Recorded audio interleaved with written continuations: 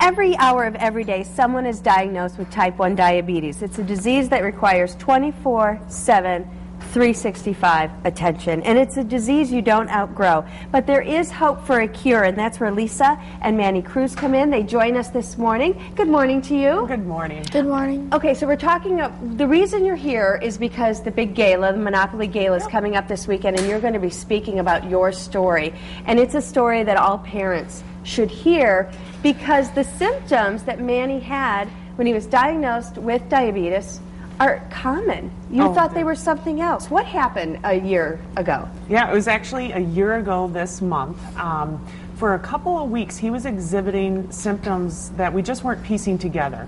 One of them was excessive thirst. Like, he would go to bed every night with 2 big things of ice water, and he would drink that through the course of the night, and then, of course, frequent urination. He was constantly getting up to go to the bathroom. Were you just thinking because he was so active during the day, he was just thirsty? I thought that was one of the reasons. I thought maybe he had a bladder infection. I asked him about that. And then he was super duper hungry. We thought he was going through growing pains, just eating all the time. He was waking up with leg cramps, like really bad leg cramps. Which kids will do when they're going through growth spurts. Exactly. So each time he was exhibiting one of these symptoms, we just kept thinking, okay, he's going through a growth spurt. Maybe he has a bladder infection.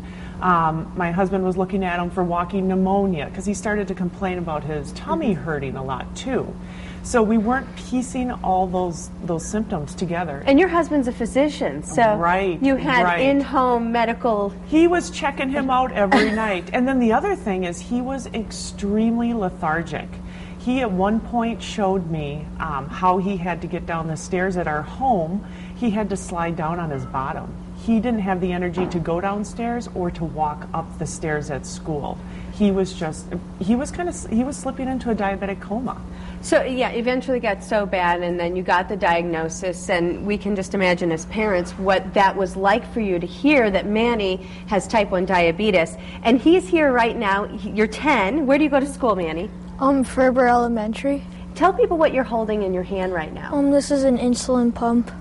And what does it do? It gives me insulin for the food I eat, for all the carbs. And do you wear that, carry that with you all day long? Yep. And what else do you have to do now that you have diabetes? What else?